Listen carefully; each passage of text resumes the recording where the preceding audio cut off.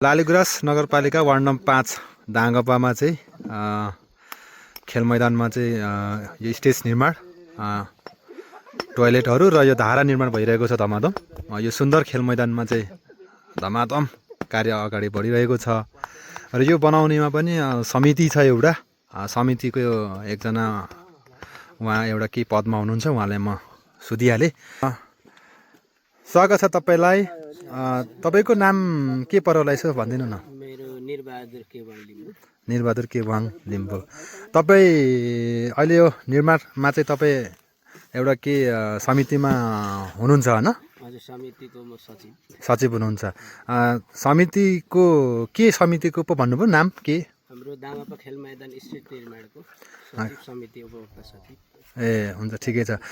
भनेपछि यो काम कस्तो तरिकाले चलिरहेछ, अब कहिलेतिर सम्पन्न हुन्छ, कस्तो छ? अब यो काम सञ्चालन भएको 2 महिना भइसक्यो। हजुर। अब लगभग अब सकिनलाई अब 5-6 दिन जस्तो लाग्छ। 5-6 दिन लाग्छ। राम्रै हुँदैछ अहिले। जोस् के छ दिनमा मात्रै कि बिहान? अहिले त साँझ पर्नु लागिसक्यो, यतिखेर नै काम छोड्नु भएको त छैन? छैन, अहिले काम अहिले सक्नुपर्ने एकदम यो म्याच चाहिँ 10 गते असार 10 गतेसम्म छ। हजुर। त्यही भएर अहिले सम्झौता गर्नुपर्ने कारणले गर्दा छिटो होइन, रात भए पनि बिहानदेखिसम्म हामीले काम सञ्चालन गरिरहेको छौँ। ए भनेपछि तपाईँ स्थानीय हुनुहुन्छ यहाँकै? हजुर, यो स्थानीय नै हो। स्थानीय हुनुहुन्छ, ठिक छ। भनेपछि अब एकदम राम्रो कुरा हो, राम्रो काम गर्दै हुनुहुन्छ। यसको लागि तपाईँहरूलाई धेरै धेरै समिति सम्पूर्ण समितिलाई धेरै धेरै धन्यवाद। यो सुन्दर खेल मैदानलाई चाहिँ अझ यो स्टेज बनाएर चाहिँ अझै सुन्दर सुनमा सुगन्ध थप्नु भएको छ। खेल मैदान स्टेज समितिको अध्यक्ष हुनुहुन्छ उहाँ चाहिँ एकिन्द्र श्रेष्ठ हुनुहुन्छ। अध्यक्षज्यू तपाईँलाई स्वागत छ। धन्यवाद भाइ। तपाईँ चाहिँ यो तपाईँको यो समितिको नाम के भन्नुभयो? यो दाङपा खेल मैदान स्टेज निर्माण। निर्माणको अध्यक्ष तपाईँ हुनुहुन्छ होइन? हजुर हजुर। यो चाहिँ कति दिन भइसक्यो तपाईँहरूले यो सुचारू गर्नुभएको, थाल्नुभएको? यो लगभग 2 महिना भयो। 2 महिना भयो है? हजुर। 2 महिना भनेपछि यो बजेट के कति लाखको के कति हो त्यो पनि भनिदिनु न। बजेट 7.5 लाखको हो। हजुर। प्रदेश मार्फतको बजेट हो। हजुर।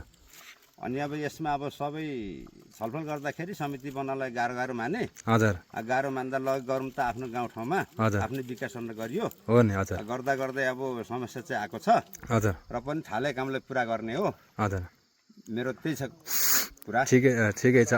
भनेपछि आजसम्म कति लगभग कति दिन कति महिना जति लगाउनु पर्ला? 2 महिना पुग्यो भन्दा नि भयो। अब ए भनेपछि खेताला त 300 बाट कट्टो। 300 कटिसक्यो कि? तपाईँ आफै पनि खट्दै हुनुहुन्छ? आफू दैनिक खटिरहेको छु। ठिक छ।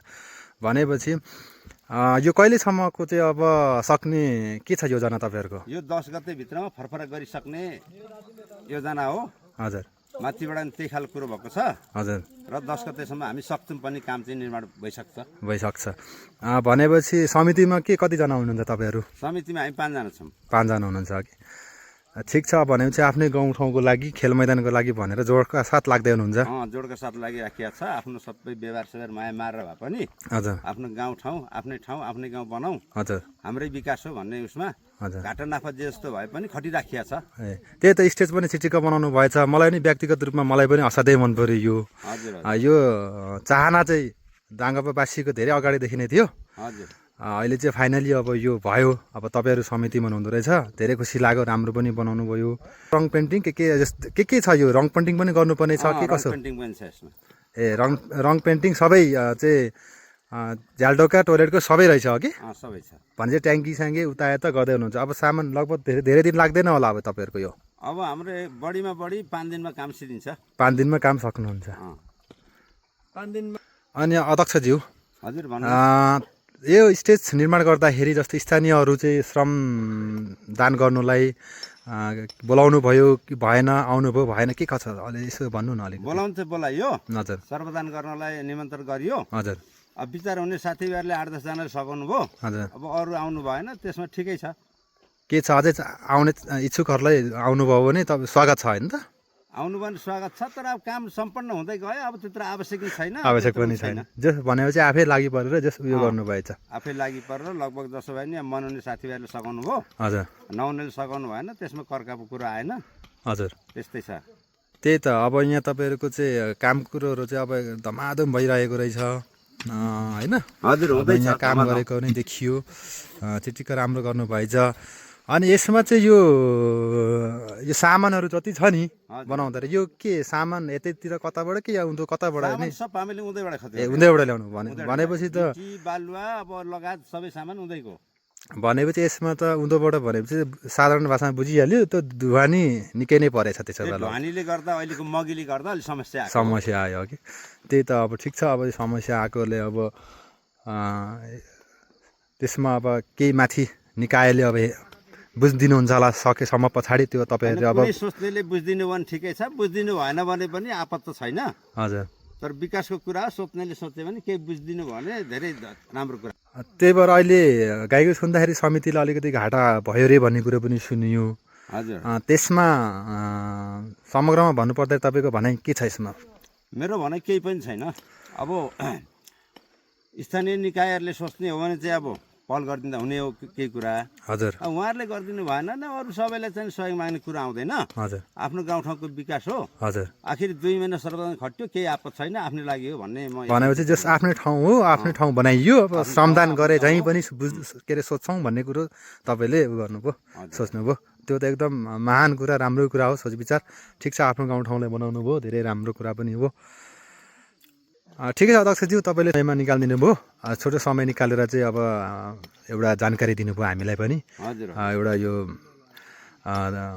मानौँ तेह्रथुम जिल्लाकै एउटा सुन्दर खेल मैदान पनि हो यो त्यसले गर्दाखेरि यो स्थान चाहिँ अब लालीगुराँस नगरपालिका वार्ड नम्बर 5 साबिक डाँगपामा चाहिँ यो भइरहेको खेल मैदानको स्टेज हो सबैको एउटा यसो चाहना भएको मान्छेले बुझुन् भनेर चाहिँ एउटा बनाइएको एउटा भिडियो थियो तपाईँले मजाले जानकारी दिनुभयो त्यसको लागि तपाईँलाई धेरै धेरै धन्यवाद अध्यक्षज्यू धन्यवाद भाइ यहाँ चाहिँ खेल मैदान को स्टेज टोयलेट र धारा निर्माण भइरहेको छ धमाधम अब काम धमाधमको साथ गर्दै हुनुहुन्छ यो चाहिँ खेल मैदान स्टेज हो हाम्रो लालीगुराँस नगरपालिका वार्ड नम्बर 5 दाङपाको सुन्दर खेल मैदान हो अब यो चाहिँ चाँडै चाहिँ यो फिनिस्ड हुँदैछ त्यसपछि यो अझै सुन्दर देखिनेछ आशा छ अब आउँदो मागिनी मेलामा अझै सुन्दर र राम्रो हुनेछ भन्ने आशाका साथ चाहिँ अब हामी अगाडि बढिरहेका छौँ र समिति पनि जोडको साथ अगाडि बढिरहेका छन्